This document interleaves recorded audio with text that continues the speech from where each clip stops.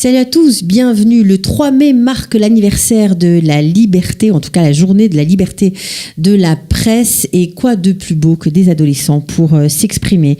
S'exprimer. Alors parfois il manque de mots, nos adolescents, mais le dessin peut être un moyen d'expression fort et qui en dit long sur leurs préoccupations. Quelque chose que le Jérusalem Press Club a bien compris et on va en parler tout de suite. Sortez, respirez, c'est le Quality Time. Alors Vanessa Kacherginski, voilà, je l'ai bien dit, je crois que je ne l'ai pas trop écorché. Bonjour, non, bienvenue. Va. Bonjour. Alors vous êtes responsable au sein du Jérusalem Press Club de ce super concours, pas que, mais vous organisez ce concours depuis déjà 3 ans. Oui. Un concours où les étudiants, on va dire même les lycéens, sont à l'honneur. Exact. Alors pourquoi avoir choisi la jeunesse ? Parce qu'on voulait donner la voix à la jeunesse. On critique la jeunesse, on dit cette génération, ils y connaissent rien, ils s'intéressent à rien, ils n'ont pas d'idées, ils la génération bof, oui. Encore une. Et voilà. À chaque fois, on critique la génération d'après. Et on voulait prouver que justement, cette génération a beaucoup à dire et on veut leur donner une plateforme pour s'exprimer. Alors, tout a commencé, je crois, avec le terrible attentat de Charlie Hebdo. 2015, le 8 janvier. On a eu une conférence le mai d'après où on avait invité une journaliste de Charlie Hebdo qui est venue, qui s'est exprimée, qui a parlé. Et ça nous a donné l'idée de créer un concours de caricature parce que justement pour voir est-ce qu'il y a des limites à cette liberté. Parce qu'en disant que Charlie Hebdo n'a pas de limites, tout est permis. Ouais. Donc on voulait exactement poser cette question-là à la jeunesse. Est-ce que vous pensez qu'il doit y avoir une limite à la liberté de la presse où tout peut aller, on peut tout dire. Et on voit qu'il y en a qui choisissent à faire des choses un peu plus... voilà, comme le dessin qu'on va voir du Brexit. Là, voilà. Oui. D'ailleurs, le premier prix, c'est une Israélienne. Oui. Qui a grandi en Allemagne, mais qui a quand même qui a fait son allié à 8 ans, mais quand même elle connaît ce qui se passe en Europe. Elle connaît l'histoire du Brexit. Il faut dire qu'en Israël, on suit, mais on connaît pas trop les détails. Et elle a choisi de créer un dessin au sujet du Brexit. Donc là, on est rentré directement dans le concours, mais c'est pas grave. C'est tellement beau que c'est difficile de pas en parler. Ok, donc ce concours qui a été créé suite à l'attentat de Charlie Hebdo, on a commencé 3 ans par tourner ce concours avec des Israéliens. C'était tellement merveilleux, il y avait tant de succès qu'on a décidé cette année, en 2018-2019, de l'ouvrir au monde. Oui. Et c'est là qu'on a reçu une centaine de caricatures des pays de partout dans le monde, la France, les États-Unis, l'Indonésie, le Pakistan, la Russie. Il faut dire que recevoir des caricatures du Pakistan dans un concours israélien, ça aussi, c'est merveilleux. Ouais, c'est merveilleux. Alors, il faut dire que pour développer un peu ce concours, vous avez beaucoup d'aide et vous avez aussi la présence d'un talentueux caricaturiste. Il s'agit de Michel Kichka, notre ami, qui, lui, c'est le président des jurys. Et grâce à lui, on a réussi de construire un jury fabuleux dont on a Plantou, le caricaturiste de Le Monde, Lisa Donnelly du New Yorker aux États-Unis et une grande caricaturiste australienne, Cathy Wilcox. Donc grâce à la notoriété de Michel Kichka, vous avez mis de la compétence, on va dire, dans ce concours. Ce n'est pas simplement un petit concours de dessin de lycéens, mais vous avez monté le niveau d'exigence, en tout cas les lycéens, même c'est motivant aussi pour des jeunes de savoir que oui, c'est des professionnels qui vont regarder notre travail. Alors on a envie sûrement de se dépasser. Il y a aussi les prix qui les motivent. Et il y a les prix. Alors qu'est-ce qu'on gagne quand on participe au concours ? Alors tout d'abord, on gagne le premier prix, c'est $1,000 américains. Deuxième prix, 750 et c'est troisième, $500. Okay.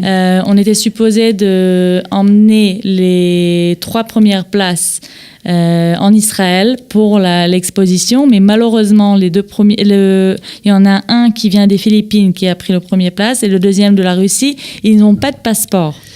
Alors, Ils c'est un n'ont peu pas de difficile. passeport, donc ils ne peuvent pas venir Ils en ne peuvent Israël. pas venir en Israël. Pour voir, parce que c'est ça, là on vous parle, on vous explique, etc. Mais pour remettre les choses bien au clair, dans le 3 mai, en fait, il y aura une exposition de tous les dessins que vous avez reçus, en tout cas. Non, pas tous les dessins, les ceux qui ont été 25, sélectionnés, voilà. les 25 Ceux- qui ont été sélectionnés. Voilà, donc 25 dessins de jeunes lycéens. Évidemment, ce concours est terminé aujourd'hui puisque les prix ont déjà été attribués, mais vous pouvez aller à Tel Aviv pour voir cette exposition. Donc, c'est ça? à partir du 3 mai, c'est encore une fois la journée de la liberté de la presse, à la maison de journalistes Bet Aitonaim, Bet Sokolov, À Tel Aviv. à Tel Aviv, à partir de 10h du matin. C'est toute la journée. C'est toute la journée, c'est pas payant. C'est gratuit. C'est gratuit et ça tourne jusqu'au 24 mai. Voilà, Donc, on vous l'exposition invite. sera présente, en tout cas l'accrochage dure jusqu'au 24. Ouais. Comment vous ont accueilli justement cette maison des journalistes à Tel Aviv? Comment ça? Ça veut dire le fait d'accrocher, bon c'est quand même des professionnels, d'accrocher des dessins de lycéens. Bah, vu le thème et vu le fait que c'est lié à l'attentat de Charlie Hebdo, la journée de la liberté de la presse, ils étaient très ouverts à recevoir cette exposition. Comme ils ont vu les résultats, en plus, ils étaient encore plus... Alors, on va parler de ces fameux dessins, en tout cas de quelques-uns, puisque le thème de cette année-là du concours qui vient de se terminer, c'était fake news. Alors peut-être qu'il y a un dessin qui va monter là qu'on va voir tout de suite. Vous pouvez nous expliquer de quoi il s'agit? Alors, bien sûr. Quel prix a remporté ce dessin qu'on voit à l'image? Celui-ci, c'est le 3e prix. C'est un Israélien qui a fait ce dessin. Celui-là? Oui. Ouais. Et il veut dire en fait le pouvoir qui ont les réseaux sociaux, la force des paroles. Quand on voit les paroles, bon, ça va retourner, mais il dit des paroles qui peuvent vexer et qui peuvent rendre... Avec les deux haut-parleurs, c'est ça? Oui. Non, les deux haut-parleurs, c'est celui-là qu'on parle. Ça, c'est fake news. Alors, fake news, voilà. Alors, celui-ci, c'est le fake news. C'est le premier... Il y a 2 gagnants dans le premier prix. Là, c'est les Philippines. C'est un jeune homme de 16 ans qui a dit que, en fait, ce qu'il dit avec ce dessin, c'est qu'il y a les news, il y a les informations. Après, il y a un troll, le petit bras qui passe et qui dit des fake news. Alors, en fait, comment le cycle des informations, comment ils deviennent des fausses informations. Donc ça a gagné, il a gagné le premier prix, $1000. Bravo. À lui. Je crois qu'il y a un deuxième dessin. Là, on l'a vu passer tout à l'heure. Oui. C'est celui-là, je pense. Oui. Voilà. Le Brexit. Alors, on a dit c'était une Israélienne qui a dessiné ce dessin. Qui a dessiné ce dessin et qui veut dire en fait comment le Brexit affecte l'Europe. Ok. Et pour moi, c'était assez curieux d'avoir une Israélienne qui fait un dessin au sujet du Brexit. Comme j'ai dit, en Israël, on suit ce qui se passe en Europe, mais pas comme les Européens. Je m'attendais à un Autre Européen. chose. Oui, un Européen, peut-être qui fera un dessin comme ça. Donc, je pense que c'est super bien dessiné. Le message, il est très clair. Il est très puissant. Alors, ce dessin-là qu'on voit à l'image, il s'agit de l'environnement. Ça, c'est le 2e prix, la Russie. Ouais. Le message est très clair encore. Le pouvoir qu'on a en tant qu'être humain pour affecter la nature, pour affecter l'environnement, et on pourrait faire un peu plus d'efforts pour avoir le côté droit plutôt que le côté gauche. Alors, qu'est-ce qui est jugé? La qualité du dessin, le thème? Alors, il y a trois critères. Il y a la qualité du dessin, le message, et le 3e critère, c'est... la réalisation peut-être, non? La façon dont c'est dessiné? Oui. C'est ça? Oui. La technique, ouais. Le message et le tout. Enfin, l'ensemble, le rendu final. Oui. Voilà, okay. Et je peux te dire que cette fois, comme on avait 100 dessins, ils ont fait les jurys, il a décidé de faire en 2 fois parce qu'ils ont pris les 100 premiers dessins, ils ont diminué à 10 premières places et après, il y avait beaucoup de débats pour choisir les 3 premières places. Et c'est pour ça d'ailleurs qu'on a deux premiers. Ouais. Alors, il y avait un thème imposé, certes, les fake news, mais alors autour de quoi ça a tourné comme thème, les dessins? Alors, il y en a beaucoup qui ont parlé des réseaux sociaux, comme on a dit. Il y a beaucoup qui ont parlé de l'environnement, l'éducation et aussi les problèmes de société. Les problèmes de société. C'est pour ça que c'est très intéressant. Je vous ai ramené la 25e place, dont une française. C'est pas celui-là, c'est pas celui qu'on voit en image. On va en voir un autre. C'était une gilet jaune. Voilà, c'est ça. Qui une jeune fille qui a décidé de dessiner Marine Le Pen avec un gilet jaune. Donc elle n'a pas gagné. Non, mais elle a été élue dans les 25 caricatures qui vont rentrer dans l'exposition. D'accord. Mais elle n'a pas gagné. Le 3 mars. Alors, juste pour terminer, parce que j'ai beaucoup aimé le dessin qu'on a vu juste avant, cette espèce de planche de BD, j'aimerais bien que vous nous expliquiez qu'est-ce que c'est et qui a dessiné ce dessin. Alors, 3e prix, c'est encore une fois, c'est un Israélien. Alors, il essaye de nous décrire la force des réseaux sociaux. Alors, la première fois, il dit « kill yourself », tue-toi, va te suicider, qui existe, ça existe. Malheureusement, ça existe partout au monde. La deuxième fois, c'est ugly freak, espèce de mocheté, si vous voulez. Donc, encore, il l'insulte, c'est comme un coup de poing dans le ventre. Et le 3e dessin, c'est des mots d'amour.